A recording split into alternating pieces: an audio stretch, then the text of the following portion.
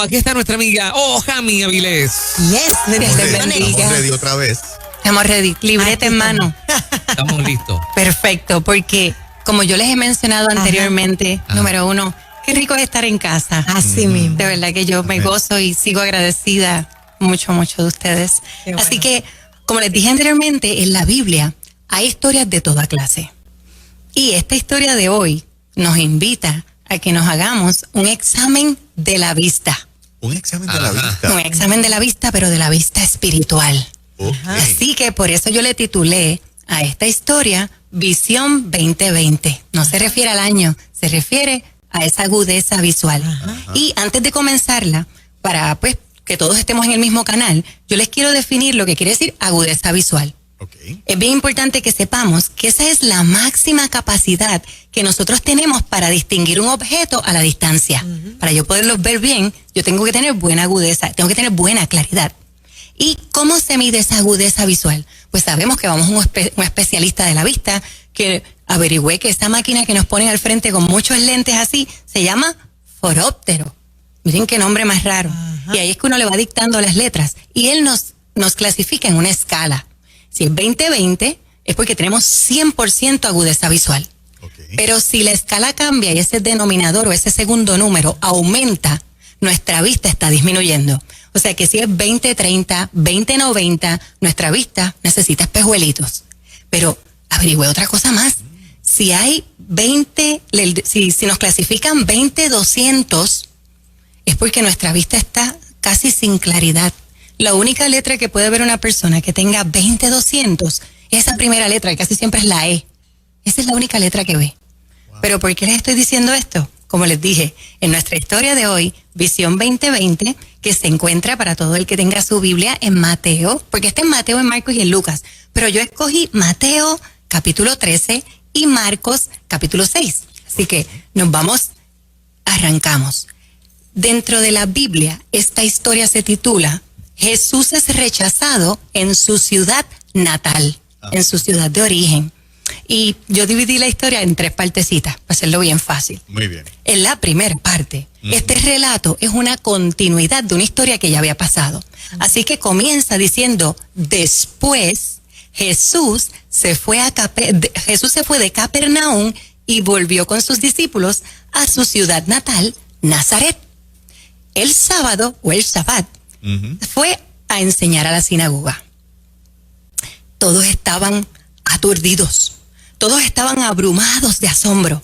Se quedaron sin aliento, lo dice así, una de las traducciones, se quedaron sin aliento por la profundidad de la revelación que estaban escuchando.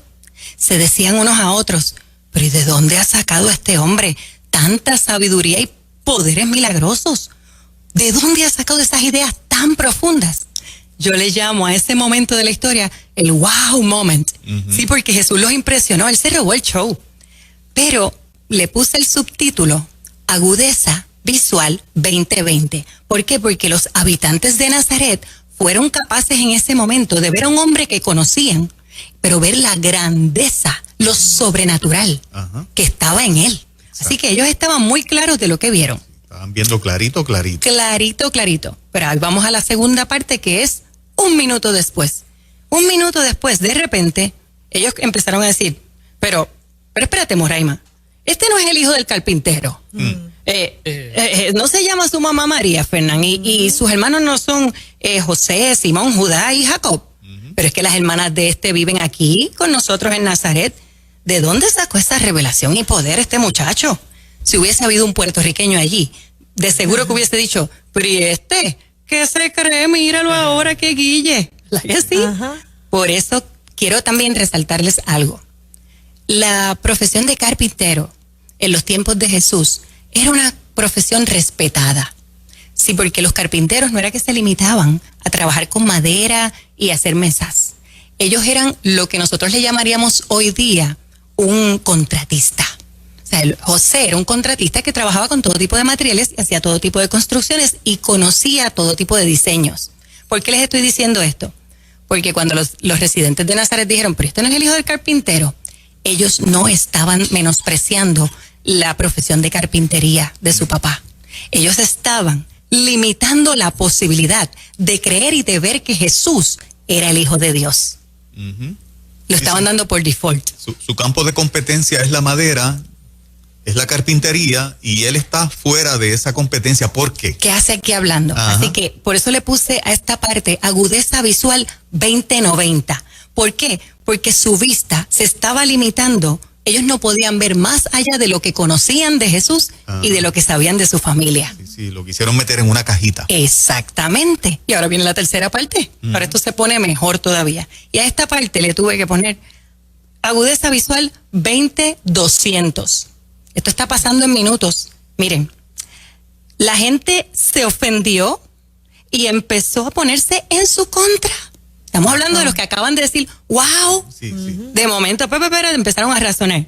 Y entonces se ponen en su contra, y busqué que en arameo decía que desconfiaban de él, estaban confundidos con él, y se ofendieron y se incomodaron porque lo que ellos veían no les cuadraba con lo que imaginaban. Algo parecido con lo que sucede hoy día. Pero esto se pone mejor. Entonces ustedes conocen a Jesús, que Jesús y su humor, y el ponerla clara rapidito. Jesús viene y dice, ¿saben qué? A un profeta se le trata con honor en todas partes, excepto en su propio pueblo, entre sus parientes y en su propia casa. Como diría la conocida frase, nadie es profeta en su propia tierra. Y en esta parte ahí es que yo me llené de asombro, porque decía que la incredulidad de ellos retuvo de hacer milagros a Jesús en Nazaret. No hizo ningún milagro grandioso, se limitó excepto a curar unos cuantos enfermos imponiéndole las manos. Esto es bien fuerte. Sí, lo es. Pero por eso es que le puse la visión 20-200 a esta parte, porque la gente de Nazaret decidió quedarse a oscuras, no pudieron disfrutar de lo que es la luz de Cristo que tenían al frente. Exactamente. Pero ahora es que voy. Aquí viene la primera pregunta. ¿Por qué es tan necesario que nosotros tengamos agudeza visual 20-20 en nuestra vida espiritual? Miren, pues para ver con claridad al Maestro, al Mesías, al Cordero de Dios, cuando se presente en nuestra vida, que podamos ver cuando podemos verle en aquellos que llegan a bendecirnos, que no dejemos pasar esa oportunidad de salvación, de sanidad, de liberación, y que quite la incredulidad de nuestra vida espiritual. Que cuando escuchemos la palabra de Dios, podamos decir, como dijo el salmista en el Salmo 119:11, abre mis ojos para que vea las verdades maravillosas que hay en tus enseñanzas. Miren, el pueblo que vio crecer a Jesús pudo ver de momento la sabiduría sobrenatural, la vio. Sin embargo, al instante perdieron de vista, espérate, esto no me cuadra. No pudieron ver sus maravillas, no pudieron ver sus prodigios. Y miren, yo hice mi trabajo de mesa y vi que los historiadores dicen que Nazaret fue el único lugar registrado en los evangelios donde no se hicieron grandes milagros a causa de su incredulidad. Eso está bien fuerte. Pero, ¿qué es lo que nos hace falta a nosotros para ver la luz? ¿Qué nos hace falta? Cuando usted quiere ver luz, nos hace falta. Estoy peleando aquí con un caballo, ya se fue. Entonces, ahí el Espíritu Santo, sigo peleando, el Espíritu Santo me preguntó, la luz que está alumbrando a mi pueblo, ¿es realmente luz o es oscuridad con apariencia de luz?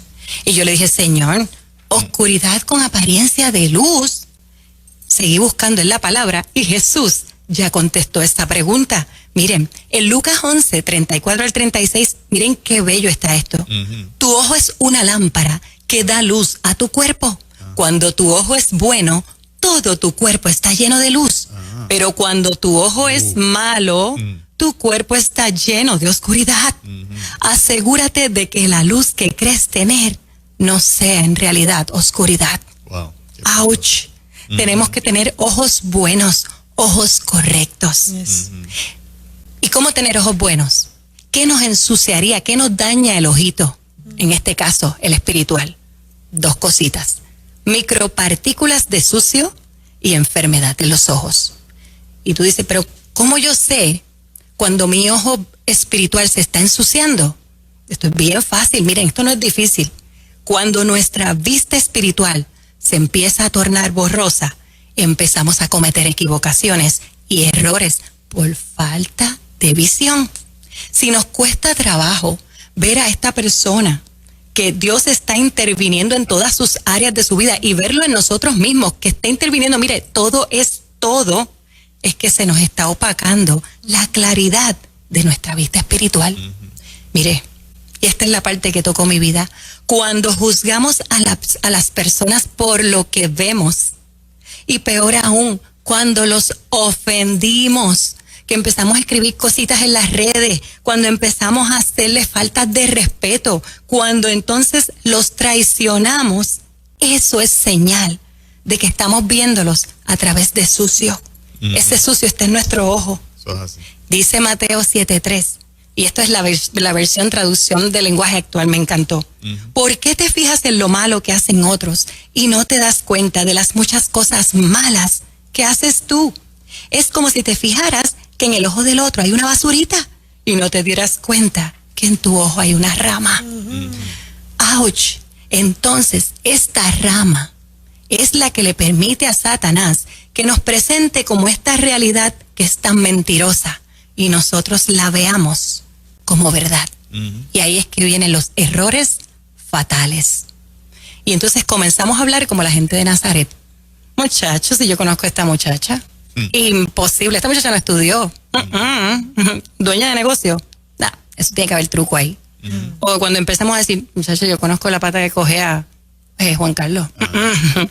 Vélalo, dale tiempo, esto es cuestión de tiempo que cae. ¡Auch!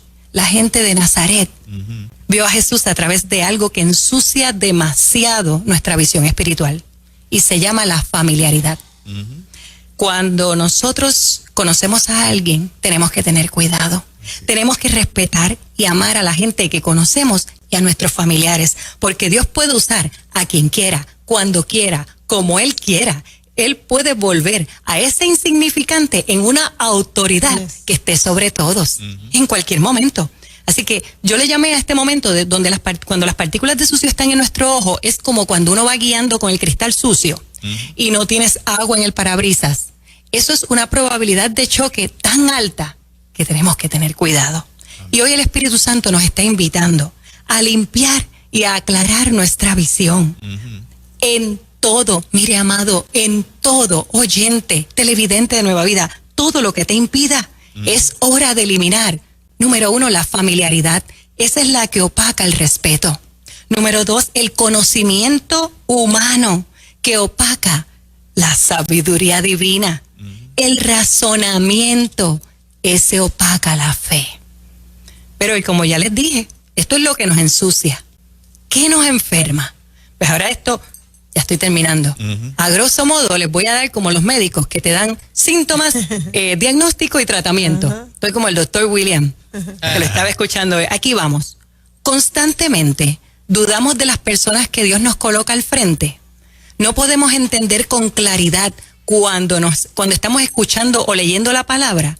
Nos pasamos pidiéndole a Dios que nos confirme, pero no obedecemos.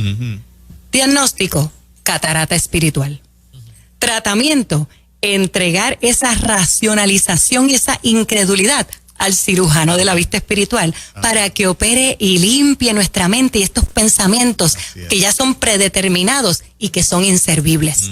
Número 2, no podemos llorar ante el dolor y la alegría del prójimo. Síndrome del ojo espiritual seco. Tratamiento, lágrimas de amor, lágrimas de empatía. Eso nos limpia del sucio, de las micropartículas de pecado que causan infección ocular. Tenemos arenilla, tenemos secreciones que no nos permiten abrir los ojos por la mañana y no podemos ver las grandezas del Señor cada día.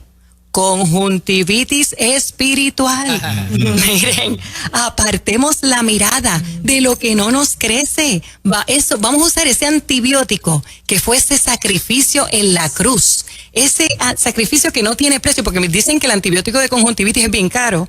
Vamos a usar ese sacrificio y nos va a dejar sin rastros de conjuntivitis. Y aquí viene otra muy interesante.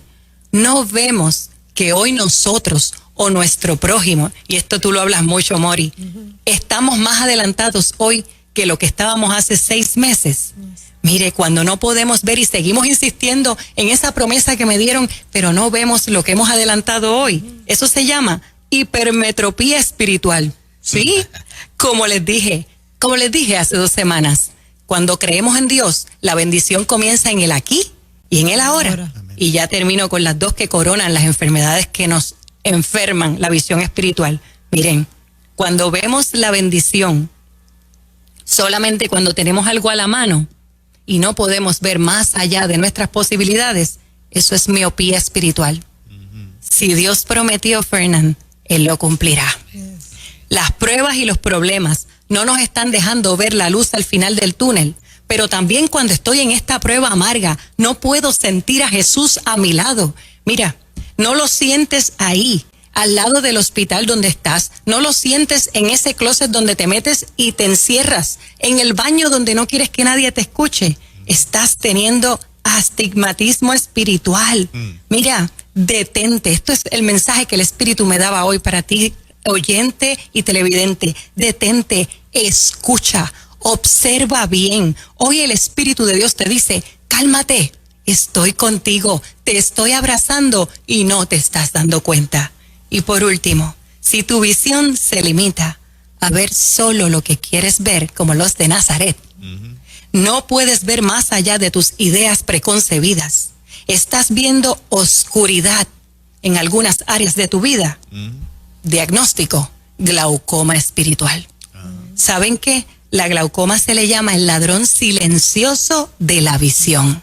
Así que necesitamos permitirle al Espíritu Santo que nos examine periódicamente la mente y el corazón para que nosotros podamos progresar.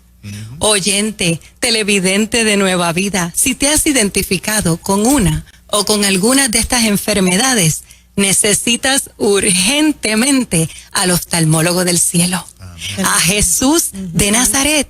Las enfermedades de la visión espiritual son como las enfermedades físicas, van de leve a crónicas si no son atendidas. No seamos sabios en nuestra propia opinión. No seamos como los habitantes de Nazaret.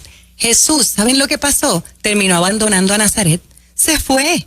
No dejes que Jesús se vaya de tu vida. Atrápalo, abrázalo. Miren, cuando venga esa pequeña oportunidad que tiene grande oportunidad de crecimiento, no la dejemos pasar. Cuando veamos algo que no lo entendemos, no lo juzgues, no lo critiquemos. Vamos a tener el ojo abierto, vamos a echarnos las gotitas de fe para que se limpie. Pero termino con esta oración hermosa que nos dejó David cuando metió las patas bien metidas. En el Salmo 51 hay una gran oración de arrepentimiento y esta es la belleza de este mensaje. Hay oportunidad de limpiar y de sanar nuestros ojos. Dice, ten misericordia de mí, oh Dios, debido a tu amor inagotable.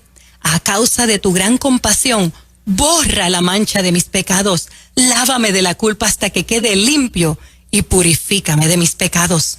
Crea en mí, oh Dios, un corazón limpio y renueva el espíritu fiel dentro de mí.